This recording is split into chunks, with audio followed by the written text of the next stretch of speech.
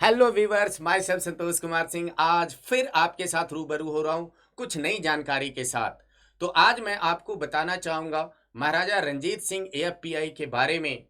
तो सबसे पहले तो ये कहना चाहूँगा कि मैं सदियों से सुनता आया हूँ कि फौज में पंजाब के युवाओं का बहुत ज़्यादा योगदान रहा है। पंजाब के युवा पिछले कुछ सालों से थोड़े फौज की तरफ कम रुझान देखा जा रहा है, इसलिए सरकार ने एक बहुत ही बेहतरीन कोशिश करी और सैल्यूट करना चाहूँगा पंजाब सरकार को, जिन्होंने एक बेहतरीन कोशिश की कि कैसे हम युवाओं को फौज की तरफ आकर्षित करें। क्यों?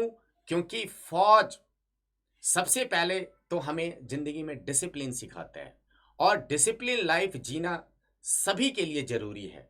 भले ही हम कुछ भी काम करते हो वहाँ पे डिसिप्लिन होना ज़रूरी है, लेकिन फ़ौज में जो डिसिप्लिन हमें सिखाई जाती है शायद वो बाहर कहीं पे नहीं सिखाई जाती है। इसलिए सरकार के द्वारा ये इनिशिएटिव लिया गया कि युवा जो विदेशों में जाना चाहते हैं, वहाँ रह कर के कुछ अपने जीवन यापन को बेहतरीन करना चाहते हैं, तो क्यों ना उनको फ़ौज की तरफ फिर से एक इनिशिएटिव दिया जाए ताकि वो भारत में रह कर के भारत माँ की सेवा कर सकें। तो चलिए बात करते हैं महाराजा रंजीत सिंह एकेडमी में हमें किस तरीके से तैयार होना चाहिए। तो सबसे पहले मैं बताऊं कि पंजाब के युवा जो 10वीं में अभी हैं, उनके लिए यहाँ पे एक एंट्रेंस टेस्ट होता है। एंट्रेंस टेस्ट में आपको मैथमेटिक्स आएगा, साथ में इंग्लिश है और कुछ पार्ट जो हैं सो जीके के होते हैं और ये सारा एमसीक्यू बेस पे होते हैं। देखिए, जो सिलेबस है इनका वो 10th क्लास के ऊपर बेस रहता है, लेकिन ऐसा नहीं है कि बहुत आसान होता है और बहुत ज़्यादा टफ भी नहीं होता है। एक सिंपल सा टेस्ट आपको देना है। सबसे पहले तो अपने माइंड को फ्री रखें कि आप यहाँ पे सिर्फ पढ़ने के लिए आ रहे हैं, आपको यहाँ से जॉब नहीं मिल रहा। तो पढ़ने के लिए हमें क्या करना होगा? रिटन के लिए तैयारी करनी होगी और जैसे ही रिटन का रिजल्ट आता है और आपका नाम वहाँ पे आता है तो आपको इंटरव्यू के लिए बुलाया जाएगा। उसमें भी कुछ सवाल पूछे जाएंगे आपसे जो नॉमिनल होते हैं आपके फैमिली बैकग्राउंड के बारे में, और बहुत सारे ऐसे क्वेश्चंस हैं जो मैं आपको नेक्स्ट वीडियो में बताऊंगा। और जैसे ही आपका सिलेक्शन टॉप रैंकर्स में आता है तो आपको फिर मेडिकल टेस्ट से गुजरना होता है और फिर यहाँ पे एडमिशन मिल जाता है। यदि मैं एनडीए की बात करूं तो एनडीए का जो एज क्राइटेरिया है वो होता है 16.5 से 19.5 साल तक। ये सारा प्रोसेस वहाँ पे एडमिशन तक है। एनडीए के एडमिशन की मैं बात कर रहा हूँ और इसके पहले भी आपको रिटन और इंटरव्यू से गुजरना होता है। तो चलिए, महाराजा रंजीत सिंह एएफपीआई में सरकार की कोशिश किस तरीके की है अब आपको उसके बारे में बताता हूँ। तो जैसे ही आप रिटन एग्जामिनेशन क्वालिफाई करके इंटरव्यू क्वालिफाई करके आप यहाँ पे एडमिशन लेते हैं, उसके बाद आपकी तैयारी शुरू हो जाती है।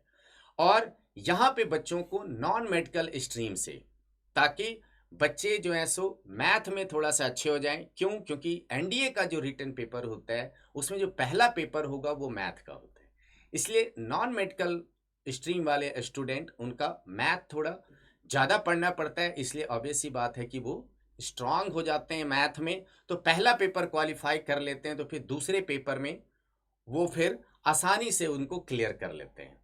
तो यदि महाराजा रंजीत सिंह एएफपीआई के बारे में मैं बात करूं तो यहाँ का जो फ़ी है वो बहुत ही नॉमिनल है। और वो फ़ी कैसा है वो बता दूं आपको। तो सरकार के द्वारा यहाँ पे रहने का, खाने का और यूनिफॉर्म, ये सारा जो है सो निःशुल्क प्रोवाइड किया जाता है, यानी एक पैसा भी आपको नहीं देना होता है। लेकिन स्कूल के कुछ फीस हैं, नॉमिनल से फीस हैं, आप उसके वेबसाइट पे जा कर के देख सकते हैं, वो फीस आपको पे करना पड़ता है। यानी यदि मैं बात कहूँ कि आप यदि छोटे से छोटे शहर में भी रहते हैं तो आपको उससे ज़्यादा खर्चा आ जाएगा। यहाँ पे आपको महाराजा रंजीत सिंह एएफपीआई में उससे कम खर्चा आएगा। और कैरियर की बात करूँ तो इससे अच्छा कैरियर आज के डेट में इंडिया में कोई भी नहीं है। फौज में सबसे पहले और जो सबसे अच्छी बात हमें लगती है वो है डिसिप्लिन। डिसिप्लिन लाइफ जीना हर एक का मकसद होना चाहिए और जो डिसिप्लिन फौज में सिखाई जाती है वो शायद बाहर कहीं भी नहीं सिखाई जाती। तो फिर क्यों इंतजार कर रहे हैं? हम ये बताना चाहते हैं कि बच्चों, आप 10वीं से इसकी तैयारी में लग जाओ। तो वैसे बच्चे जो पंजाब से डोमिसाइल हैं और 10th क्लास में पढ़ रहे हैं, तो उन्हें महाराजा रंजीत सिंह एएफपीआई का एग्ज़ाम ज़रूर से देना चाहिए। क्यों? क्योंकि आपके बेहतर कैरियर के लिए ये एक बहुत अच्छा ऑप्शन है जो कि सरकार के द्वारा चलाई जा रही है।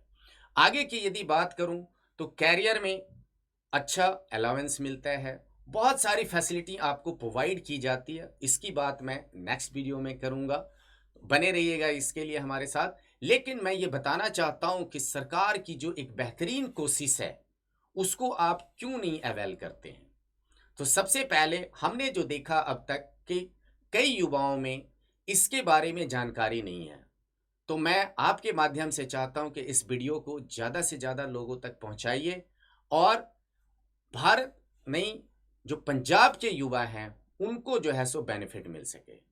अब सवाल ये आ रहा है कि बार बार भाई मैं लड़कों के बारे में ही क्यों बात कर रहा हूँ, क्या लड़कियों के लिए इंडिया में एंट्री नहीं है? तो यस, लड़कियों के लिए भी एंट्री है, लेकिन पिछले कुछ सालों से फौज में लड़कियों के लिए एंट्री नहीं थी। इसलिए सरकार जो है सो लड़कों के लिए उन्होंने एकेडमी शुरू की जिनका नाम था महाराजा रंजीत सिंह एएफपीआई। लेकिन जैसे ही सुप्रीम कोर्ट का निर्देश आया कि लड़कियों को भी फौज में ऑफिसर बनने का मौका दिया जाए, तो सरकार ने भी इनिशिएटिव लिया और इनके लिए एक इंस्टीट्यूट तैयार किया जिनका नाम है माई भागो। वो हमारे आप दूसरे वीडियो में मैं इनके बारे में बताऊंगा आपको डिटेल्स में। लेकिन माई भागो एकेडमी पिछले कई सालों से सीडीएस के लिए लड़कियों को तैयार कर रही थी। तो चलिए फिर से मैं बात करूं महाराजा रंजीत सिंह एकेडमी के बारे में।